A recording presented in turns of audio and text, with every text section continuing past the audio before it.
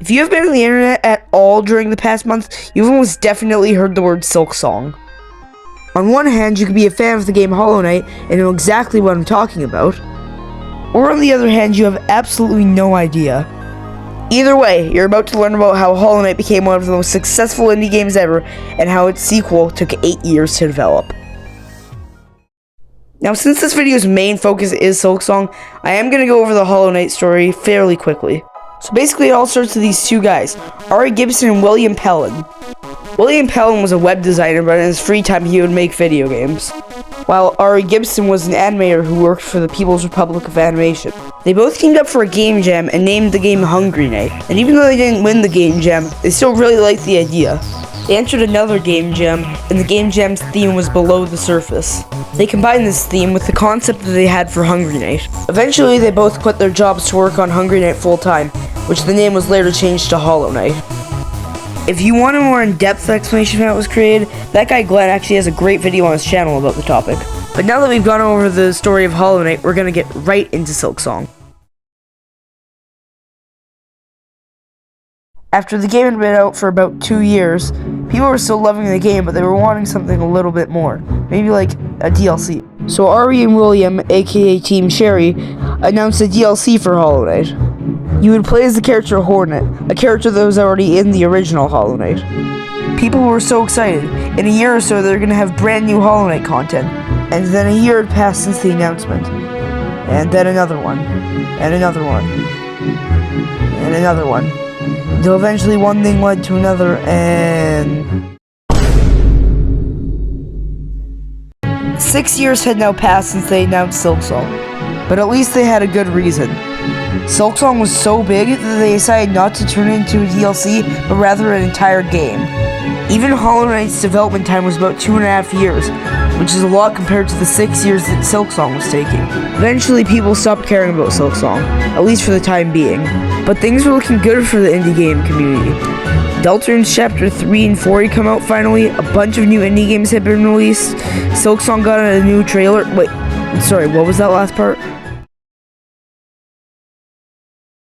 It had been 6 years since the last trailer, and Team Cherry had finally released the second trailer. I actually used this trailer for the background of one of my shorts, and it got like almost 2,000 views, so thanks Team Cherry, thanks for the views. I mean, this trailer is cool and all, but we're just gonna have to wait another 6 years for it to come out, and that's what they did last time. Wait. I'm sorry, what?! This game is now coming out in like 2 weeks when we have been waiting for like 6 years! When this trailer came out, people started freaking out.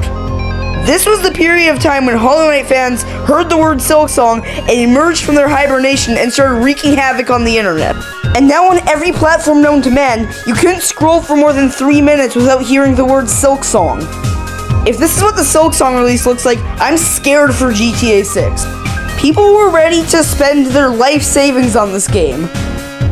And then they literally announced that it's only $20?! They had poured their heart and soul into this amazing game, only for them to just say, yeah, it's the same cost as a 7-year-old's weekly allowance. I mean, I see why people were asking for them to raise the prices. Team Cherry deserves it. But this is actually leading me into the next topic I want to talk about, and that is Silksong's insane support. Silksong probably has some of the most support I've ever seen for an indie game. I mean, we've already talked about how people are literally asking Team Cherry to raise the prices, but what about how pirators have literally blacklisted Silksong from getting pirated? I mean, these are the same people who are so broke that they decide to illegally pirate video games, but when it comes down to Silksong, they're like, no, Silksong doesn't deserve this treatment. And honestly, good for them. But Team Cherry also literally put Silksong on Xbox Game Pass day one. But a bunch of people, including me, who already had Game Pass, decided to still pay the $20 for the game, even though it was free on Game Pass.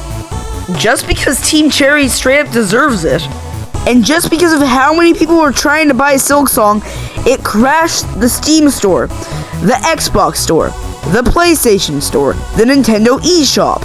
And also on Steam alone, they got 8 times more concurrent players than they ever did on Hollow Knight.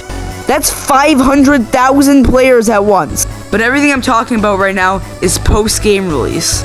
But now we're going to talk about the final hours before Silksong came out.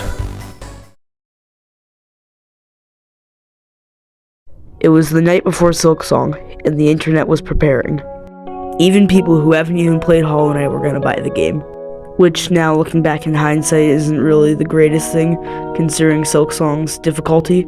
People began to play Hollow Knight for possibly the last time in years. Would there be any reason to play the original after Silksong's release? What if the unthinkable happened? What if Silksong did come out and it wasn't good? The internet wasn't prepared for the possibility of it not being a good game. I mean, this game had the same amount of hype as GTA 6. It had to be good, right? These are some of the thoughts that I had before the release. But Silksong was gonna be good. I mean, it took 6 years to develop. But there has been games that have taken years to develop and just don't end up being good. Either way, there's only a couple hours until Silksong's release. And we were about to find out if it was good or if it wasn't. But streamers started to get ready to buy the game as soon as it came out. Hardcore Hollow Knight fans got the entire internet hyped up as they were about to buy the game. Even casual gamers were going to buy it and play it.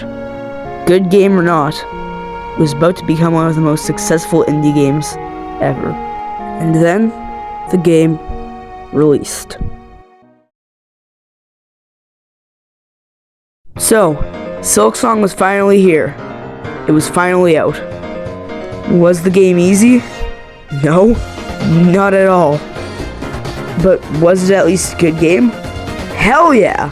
The game was beautiful, the character designs were awesome, the music was awesome, the story was awesome, the gameplay was awesome, literally everything was awesome. There's nothing more we could have asked for. The game's difficulty wasn't very friendly to new players, but that kind of makes sense. You were kind of supposed to play through Hollow Knight before Silksong. But this game was exactly what people wanted and more. But now that we've talked about how Hollow Knight was made and talked about Silksong, it comes down to that question that was in the title of the video. Why did Silksong take so long to make?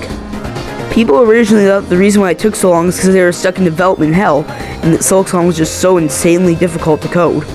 But it was actually the exact opposite.